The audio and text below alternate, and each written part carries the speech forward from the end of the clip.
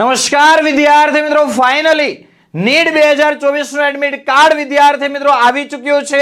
ઘણા બધા વિદ્યાર્થીઓએ આ એડમિટ કાર્ડ ડાઉનલોડ પણ કરી લીધેલું છે અને ઘણા બધા વિદ્યાર્થીઓ હજી એવા પણ છે કે જેમને સાઇટ એરરને કારણે હજી એડમિટ કાર્ડ ડાઉનલોડ નથી કરી શક્યા.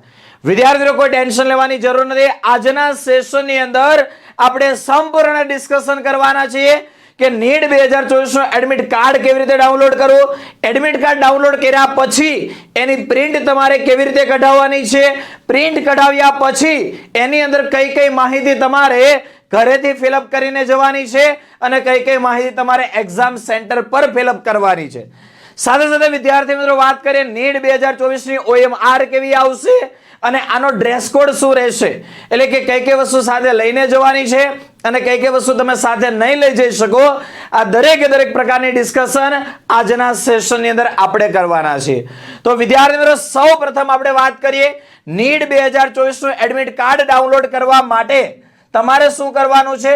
તમારા મોબાઈલની અંદર અથવા તો લેપટોપ પીસી ટેબ્લેટની અંદર તમારે ઓપન કરવાનું છે ગૂગલ બ્રાઉઝર. ગૂગલ અથવા તો ક્રોમ બ્રાઉઝર તમે ઓપન કરો, ત્યાં તમારે સર્ચ કરવાનું છે exam.nta.ac.in અથવા તો .NEET.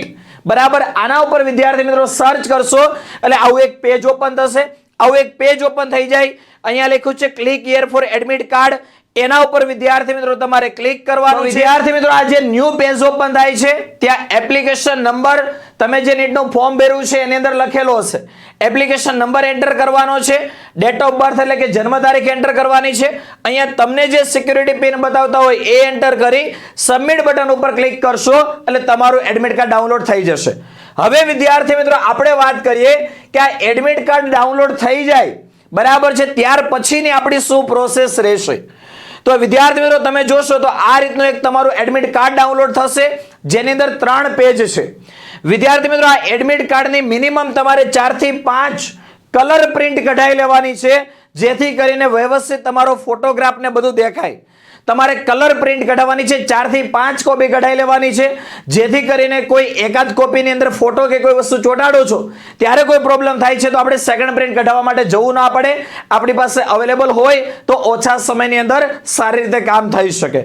આગળ વિદ્યાર્થી મિત્રો આપણે આ એડમિટ કાર્ડ ડાઉનલોડ કર્યા પછી 3 પેજની તમારે પ્રિન્ટ કઢાવવાની છે.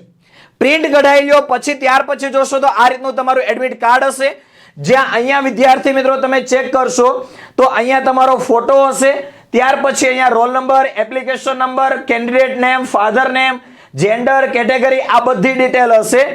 આટલી ડિટેલ પછી તમે અહીંયા નીચે જોશો બરાબર છે, તો અહીંયા તમે જે ક્વેશ્ચન પેપરનું મીડિયમ સિલેક્ટ કરેલું હતું ફોર્મ ભરતી વખતે એ લખેલું હશે.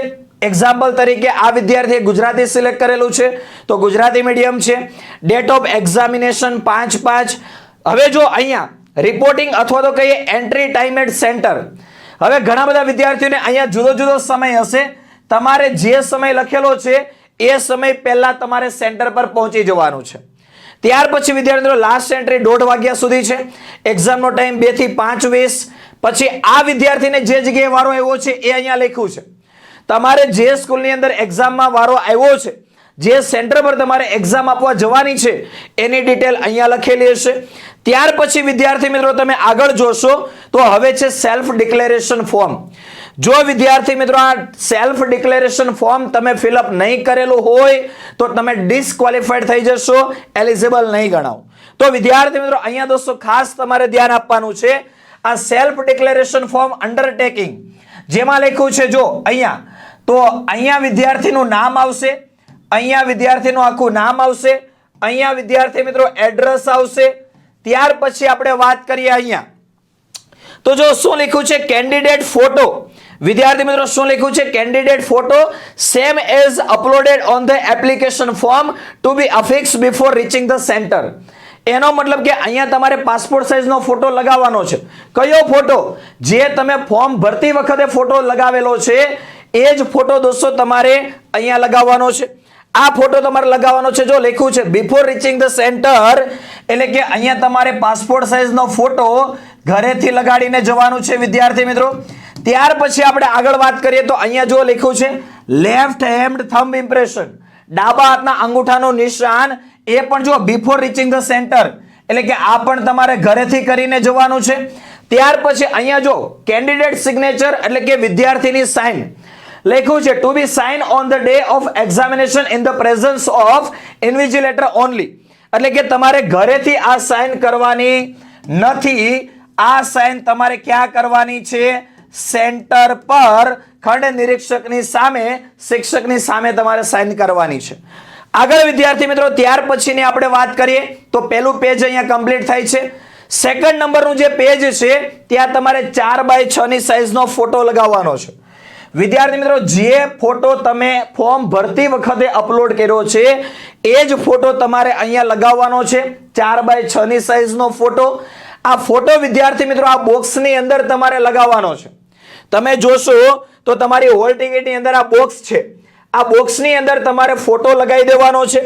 બોક્સની અંદર તમે ફોટો લગાવી દો છો. માનો કે આ બોક્સની અંદર તમે ફોટો લગાવી દો છો, ત્યાર પછી આ સાઈડ કહેવાય ડાબી બાજુ અને આ કહેવાય જમણી બાજુ. તો વિદ્યાર્થી મિત્રો ફોટો લગાવ્યા પછી તમારે શું કરવાનું છે? તો ડાબી બાજુ કોણે? વિદ્યાર્થીએ, અને જમણી બાજુ કોણ આવશે? શિક્ષક. તો ડાબી બાજુ તમારે શું કરવાનું છે? અડધી સાઇન, એક્ઝામ્પલ તરીકે અડધી સાઇન ફોટા ઉપર આવે, અડધી સાઇન ફોટાની બહાર રહે, એવી રીતે વિદ્યાર્થીએ સાઇન કરવાની છે. ત્યાર પછી અહીંયા તમે એક્ઝામ આપવા માટે જાશો ત્યારે જે એક્ઝામિનર છે શિક્ષક એ અહીંયા સાઇન કરશે. આટલી પ્રોસેસ થઈ જાય વિદ્યાર્થી મિત્રો.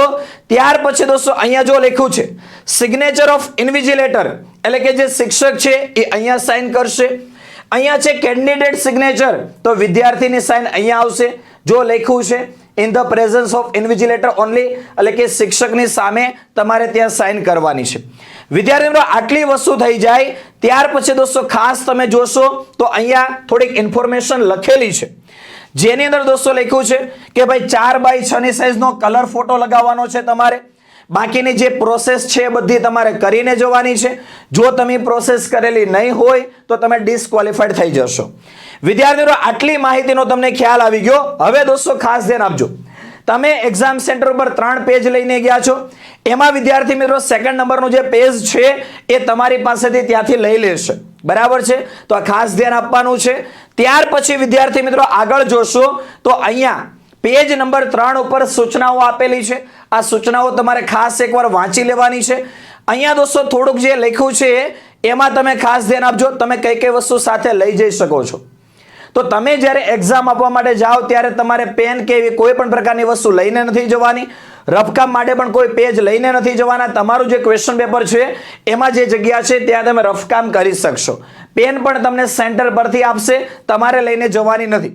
તમે તમારી સાથે એક ટ્રાન્સપરન્ટ પારદર્શક પાણીની બોટલ લઈ જઈ શકો છો. સાથે સાથે વિદ્યાર્થી મિત્રો જ્યારે તમે એક્ઝામ આપવા માટે જાઓ ત્યારે તમારે ઓરિજિનલ આધાર કાર્ડ, મતલબ કે ફોટો આઈડી પ્રૂફ ઓરિજિનલ સાથે લઈને જવાનું છે. પાસપોર્ટ સાઇઝના ફોટા 2 લઈને જવાના છે અને 4x6 ની સાઇઝનો પણ એક ફોટો તમારે સાથે લઈને જવાનો છે. તો વિદ્યાર્થી મિત્રો નીટ 2024 નું એડમિટ કાર્ડ ડાઉનલોડ કર્યા પછી આટલી પ્રોસેસ તમારે ખાસ કરી દેવાની છે. સાથે સાથે વિદ્યાર્થી મિત્રો અમારી ટીમ જુદા જુદા સેન્ટરો ઉપર વિઝિટ કરવાની છે. આ વિડીયોના ડિસ્ક્રિપ્શન બોક્સની અંદર તમારે કઈ જગ્યાએ વારો આવ્યો છે એ તમારે સેન્ટરનું નામ, સ્કૂલનું નામ એ તમારે અહીંયા આ વિડીયોના કોમેન્ટ સેક્શનમાં લખી દેવાનું છે. બની શકે કે અમારી ટીમ પણ તમને રૂબરૂ ત્યાં વિઝિટ કરશે. કોઈ પણ જગ્યાએ તમે અટવાતા હોય, કોઈ સેન્ટર પર અમારી ટીમ તમને દેખાય તો તમે એમની સાથે મુલાકાત કરી તમારા જે કોઈ પણ પ્રશ્નો હોય એ તમે એમની સાથે ડિસ્કશન કરી શકો છો. વિદ્યાર્થી મિત્રો આ વિડીયો કેવો લાગ્યો છે કોમેન્ટ કરીને જરૂર જણાવી દેશો. સાથે સાથે નીટ 2025 માટેની રીનીટ અથવા તો કે ડ્રોપર બેચ જે છે એ આવતી 15 તારીખ એટલે કે 15/2/2024 થી નીટ 2025 માટેની આપણી ડ્રોપર બેચ શરૂ થાય છે. તમારામાંથી કોઈ વિદ્યાર્થી મિત્રો આ બેચની અંદર જોડાવા માંગતા હોય તો તમે કોન્ટેક્ટ કરી શકો છો મારા પર્સનલ કોન્ટેક્ટ નંબર 8866605548 ઉપર. વિદ્યાર્થી મિત્રો એડમિટ કાર્ડ રિલેટેડ પણ કોઈ પણ પ્રકારની તકલીફ હોય, નીટ એક્ઝામ રિલેટેડ કોઈ પણ પ્રકારના ક્વેશ્ચન હોય, તમે આ નંબર ઉપર WhatsApp પર મેસેજ કરી શકો છો. હજી જો કદાચ કોઈ વિદ્યાર્થીઓને એડમિટ કાર્ડ ડાઉનલોડ કરવાના બાકી હોય, એરર આવતી હોય તો ટેન્શન લેવાની કોઈ જરૂર નથી. થોડી વાર પછી તમે ચેક કરશો, 100% તમે તમારું એડમિટ કાર્ડ ડાઉનલોડ કરી જ શકશો. ચાલો તો વિદ્યાર્થી મિત્રો આજના સેશનને આપણે અહીંયા એડ કરીએ છીએ. વિડીયો કેવો લાગ્યો છે કોમેન્ટ કરીને જરૂર જણાવી દેશો. સાથે સાથે તમારે કયા સેન્ટર પર વારો આવ્યો છે એ પણ તમારે કોમેન્ટ કરીને જરૂર જણાવવાનું છે. મળીએ એક નવા સેશન સાથે. ત્યાં સુધી બાય બાય, આવજો.